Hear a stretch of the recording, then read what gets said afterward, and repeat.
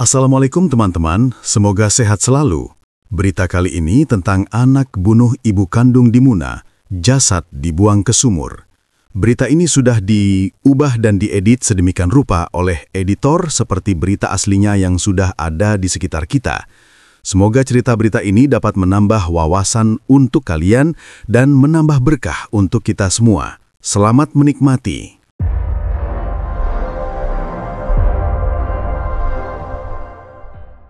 Malam yang normal tiba-tiba berubah jadi mimpi buruk. Di desa Kontumere, Muna, Sulawesi Tenggara, sesosok mayat ditemukan teronggok di dalam sumur. Korban, wanita paruh baya berusia 53 tahun, ibu kandung sendiri. Pelakunya, anak kandungnya, pria 32 tahun. Dia membunuh, lalu membuang mayat ibunya secara kejam ke dalam sumur. Tatapan pelaku kosong saat diamankan polisi. Tak ada tangis, hanya keheningan yang membuat hati berguncang. Motifnya? Diduga karena gangguan jiwa. Kondisinya belum jelas. Tapi satu hal yang pasti, keganjilan, tragedi, dan trauma mendalam muncul dari satu tindakan yang seharusnya tak pernah terjadi.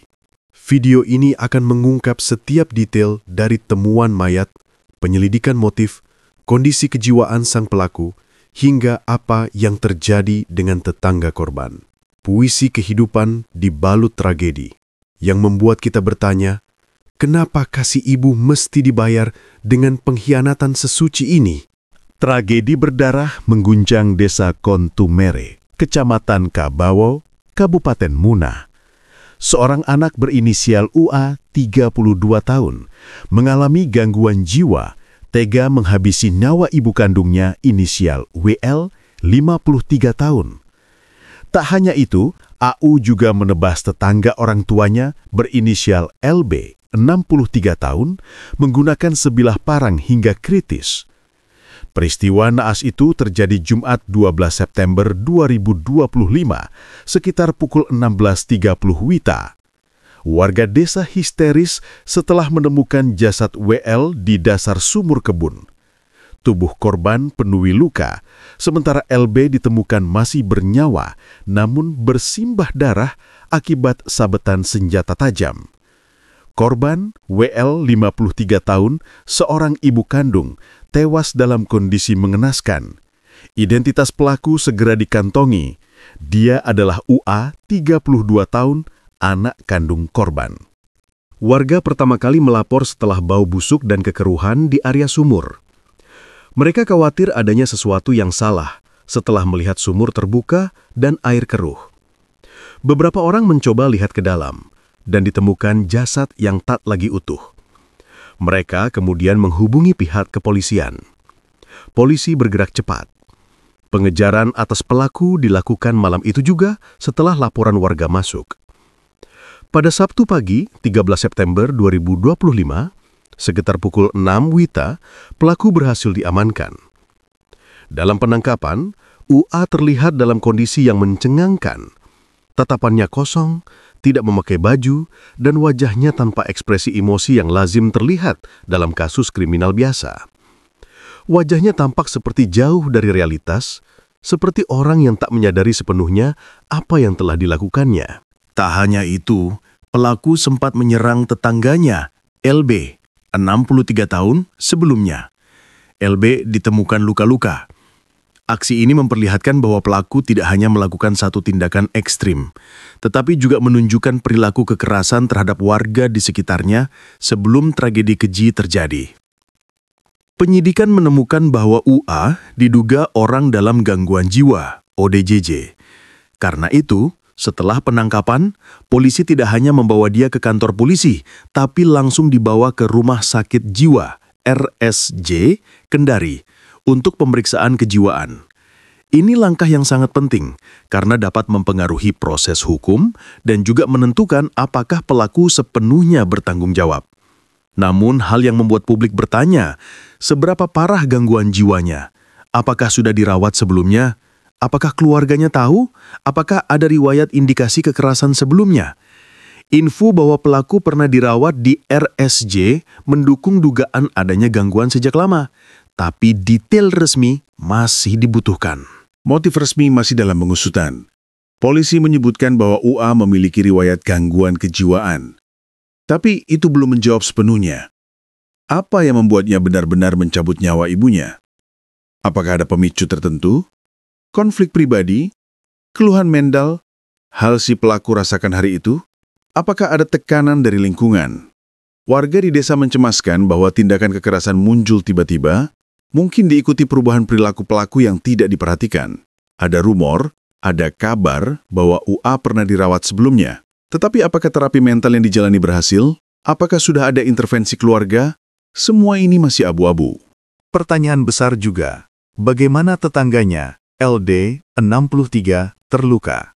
Apakah itu bagian dari kemarahan spontan atau usaha korban lerai? Apakah tetangga tersebut menjadi saksi penting? Apakah ada saksi lain yang melihat persis apa yang terjadi sebelum korban dimasukkan ke dalam sumur? Kabar ini menyebar cepat, membawa guncangan luar biasa. Warga desa Kontumere dan kecamatan Kabawo, bahkan masyarakat Muna secara luas, terpukul. Seseorang membunuh ibu kandung sendiri, sesuatu yang biasanya dianggap tabu, tak bisa diterima. Hari-hari berikutnya, rumor dan ketakutan menyelimuti. Beberapa warga enggan keluar di malam hari, merasa aman tak lagi menjadi hal yang pasti. Banyak yang mengatakan, jangan biarkan anak yang sakit jiwa dibiarkan sendiri. Ada kritik terhadap lingkungan, kritik terhadap keluarga, kritik terhadap sistem pelayanan kesehatan jiwa di daerah. Media pun ramai memberitakan. Netizen marah, sedih, tak percaya. Komentar sosial media mengandung duka, kemarahan, bahkan tuntutan agar hukum ditegakkan tegas, agar pelaku yang membunuh seorang ibu dibiarkan membayar dengan seadil-adilnya. Polisi sudah menangkap pelaku, pemeriksaan kejiwaan dilakukan, namun hukum tidak selalu hitam putih ketika pelaku diduga memiliki gangguan mental. Disinilah tantangannya. Bukti, hasil perawatan, laporan medis, semua harus transparan. Publik mengharapkan proses penyidikan cepat, adil, dan terbuka, agar muncul kepercayaan bahwa sistem hukum bisa menangani kasus seperti ini, bukan hanya untuk kasus umum, tetapi juga untuk kasus ekstrim dan sensitif. Masyarakat juga berharap ada perhatian terhadap pelayanan kesehatan jiwa di pelosok. Jika ada indikasi gangguan kejiwaan, seharusnya ada intervensi dini, bukan sampai berubah jadi tragedi seperti ini. Tragedi ini menyisakan luka luar biasa. Seorang ibu telah pergi, bukan karena usia yang sudah habis, bukan karena penyakit kronis, tetapi karena tindakan anak yang seharusnya menghormat, melindungi. Bayangkan jika setiap kita peduli sedikit lebih awal, jika tetangga mendengar keluhan, keluarga menyadari perubahan sikap, pemerintah memberikan akses ke layanan kesehatan mental yang layak, mungkin bukan mustahil tragedi ini bisa dicegah. Kasih ibu adalah cinta tanpa syarat. Tapi ketika cinta itu dibayar dengan pengkhianatan paling kejam, kita harus bertanya, apakah kita sudah cukup menjaga satu sama lain? Dan pada akhirnya, nama UA dan WL akan menjadi peringatan bahwa di balik ketenangan malam di desa manapun, bisa saja ada trauma yang terpendam, ada suara tangis yang tak terdengar, ada orang yang sakit tapi tak tertolong. Untuk kamu yang mendengar kisah ini, jangan tunggu sampai tragedi terjadi. Jika ada tetanggamu, saudaramu, atau seseorang yang kamu kenal menunjukkan perilaku aneh, jangan dianggap remeh. Bicarakan, cari bantuan profesional, karena 1 detik perhatian bisa menyelamatkan nyawa. Jika kamu peduli, bagikan video ini, agar masyarakat tahu, agar kasus seperti ini menjadi bahan pelajaran, agar hukum ditegakkan, keadilan muncul. Jangan lupa tekan tombol subscribe agar kamu terus mendapat berita penting seperti ini, karena setiap kisah memilukan juga mengandung panggilan agar kita berubah. Malam kelam di Muna itu bukan hanya merenggut nyawa seorang ibu, tetapi juga menghancurkan hati kita semua. Sungguh, apa yang lebih tragis dari seorang anak yang tega menumpahkan darah ibunya sendiri? Seorang ibu yang pernah menimang, memberi makan, menyelimuti di malam dingin, kini terbaring kaku karena tangan yang seharusnya melindungi.